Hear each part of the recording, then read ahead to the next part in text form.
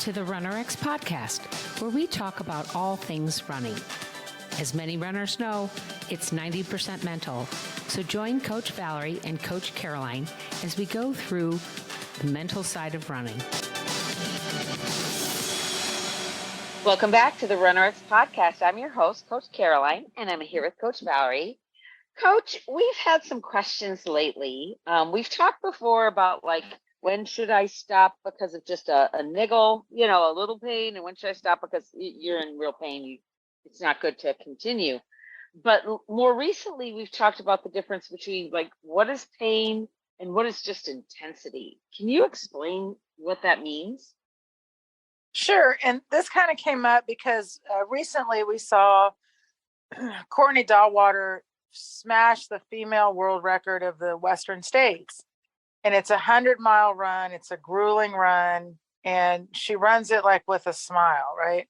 Yeah. And one that they say she's famous for is that she can handle being what's called in the pain cave. She suffers and she takes that suffering to another level and just stays there. Yeah. And so it was a good conversation because one of our runners said, I'm starting to understand the difference of suffering to finish, getting through something versus actually going into that pain cave, if you will, redlining. And it was a good conversation because so many endurance athletes, we value our training on distance, on getting through that distance.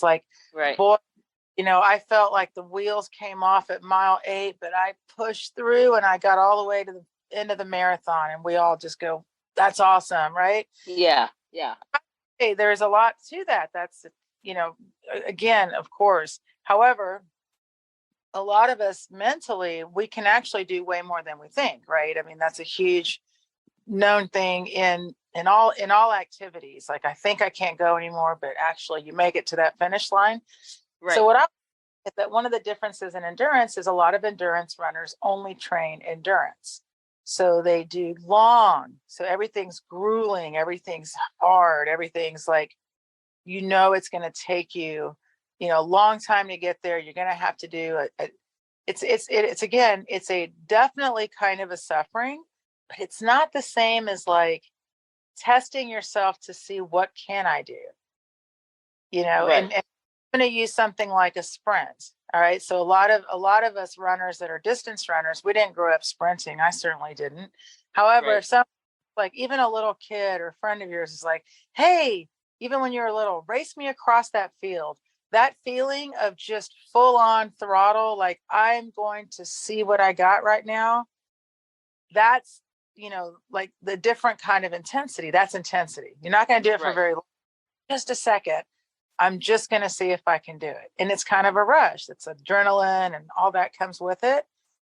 And so a lot of these endurance athletes that we see, she's a great example. She does long runs. Of course she does. But she also says, when I do things like speed work or when I try to see what I can do, I'll push to see not just can I go through it, but can I even go at a little higher level? You know what I mean? Yeah. Yeah. And so, and guys, we're talking about pain more oh my gosh, I just want to stop. I'm winded. I'm tired. My legs don't want to go anymore. Not pain, oh my gosh, my IT band hurts. My knee is really killing me. This is completely different pain. Right. And so it's an interesting though, how we use the same word is kind of what a lot of times when our runners come into our training plans, and I'll say on there, get out there and do some intervals, do some hill repeats, do some short sprints, just get out there and have fun with it. It's amazing how the first thought is, I'm scared I'm going to hurt myself, or that's not enough of a workout. Yeah, that's what always gets me when they say it's not enough of a workout. I'm like, really? Did you really do the intervals the way they were written? And it's a little bit like strength training. If you go to the gym and on the board it says, all right, we're going to do 5 sets of 5 of a squat. You look at that, you go 5 reps 5 times. That's going to be, I can do 5 reps. It's not 100% effort. it's not going to be really light, but it's going to be enough that I can get it done. Right. Right. Right. So if you walk in on the board and you see 10 or find your max squat or 10 sets of singles, your thought process switches to like, oh boy, this is going to be tough, because for me to see what I can do one time, I have to put like all into it. Right. And this, what happens to us, I think sometimes with endurance, is we're so caught up and I've got to have energy for this finish line. I've got to be able to make it through this distance. So we get really stuck on, I've got to finish this run. I've got to just get through it. Instead of sometimes that you do, but sometimes maybe taking a workout or two and just going for it and seeing what can I actually do, you know, whether it's a hill repeat or an interval or even the end of a race. But sometimes just taking yourself to there is kind of a fun way to see what I could do. Because sometimes when we get uncomfortable, we just start bringing it down because we just want to get through.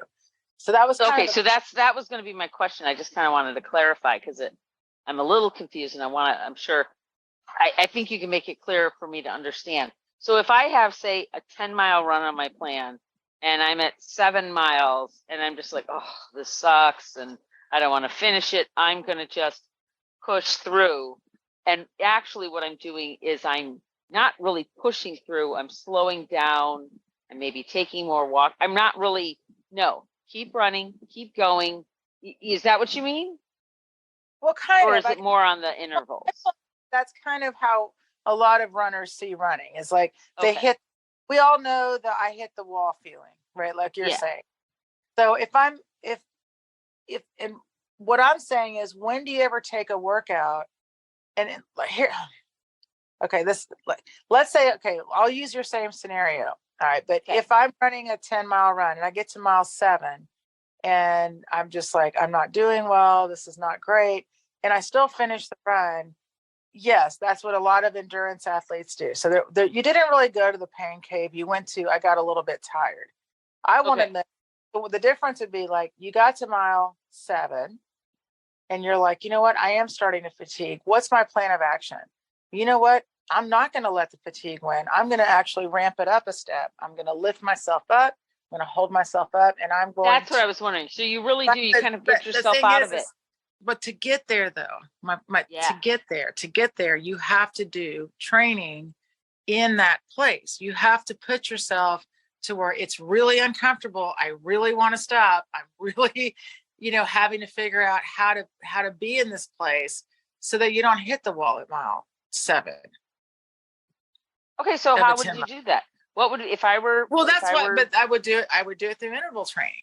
Okay. I mean, that's number one. But I guess my point is that if what we saw, or the conversation we had this week, was this woman was like, she ran 15 hours solid. She ran 100 miles in like 50. I mean, it's insane what she did, right? So everyone's like, she must do all of her training in just volume. She must run 15 hours at a time. She's so strong that she can keep running for 15 hours. And I'm like, she never runs for 15 hours in her training. Right. I see. At the most, she's at the most of her long run, she says she runs 3 to 4 at the most. But what she does is at least once a week, she puts herself in that wall.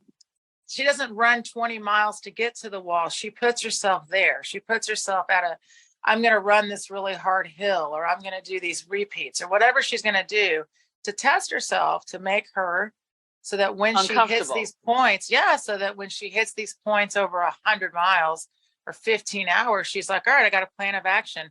And she said, by the way, her whole run, she focuses on her run. What am I doing right now? How am I handling this right this second? And that's really what putting yourself in those higher levels of training do. And that's why I always tell people, like, the reason I give you guys skill drills plus intervals, where you actually have to kind of face that wall. It's not about using more effort. It's about figuring out, what am I going to do right now? Like strategy. How am I going to handle this part of my run? Well, if you do that when you're really uncomfortable, imagine how much easier life is when you're not in that place. And that makes sense. And I really like kind of circling back to the idea of that as runners, especially if we're wanting to do distance running, we think we have to run that distance, run for, like you said, 15 hours. No, that you can put yourself in that spot of being uncomfortable by doing other workouts like Right. intervals, like Like hill intervals, repeats. like And strength we training. tend to Right. we tend to poo-poo that as runners. No, I need the miles on my feet, right? No, I need to go out and do my 20 milers to experience that. And you're saying no, not at all, as she proved. Right. You have to, right. That's the balance. Like, absolutely, you Right. got to go out and put time on your feet. No one's denying that. But what we're saying is a lot of endurance runners get stuck in that long place. Yes. And all we're saying is you've got to, like, every once in a while, you've got to put yourself at the wall. And then how am I going to handle it? You know, like that's what we want. We want the pain cave not to be about actual pain. That's what I was going to say. So that pain cave is really that mental struggle. Yes. It's not, oh my God, my toe is broken. No, or right. my knee is right. bleeding. Right. Well, and the other challenge is, you know, our whole thing is running pain-free and staying out of injury. Right. And so when I hear pain cave, you know, so many people are like, pain cave, that means it's like, you know, painful.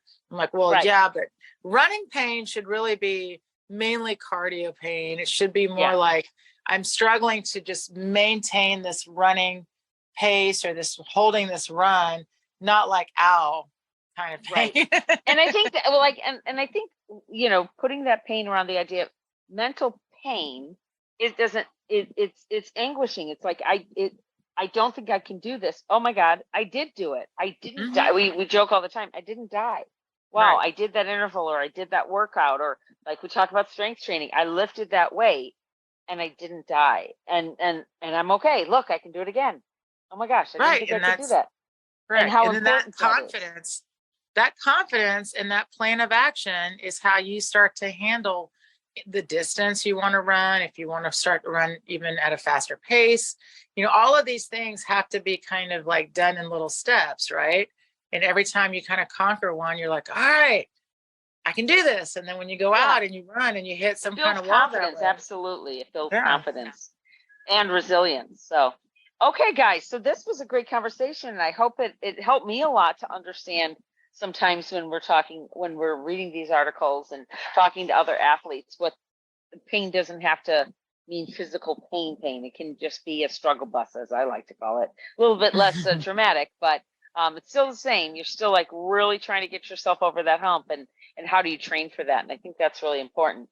So if you like our podcast, we hope you will subscribe and rate with 5 stars and share it with a friend. And we will talk to you next week. Thanks, guys. Thank you for joining us on the RunRx podcast. If you'd like to know more, join us at www.runrx.fit. And if you have additional questions that you'd like answered on the podcast, email us at support@runrx.fit.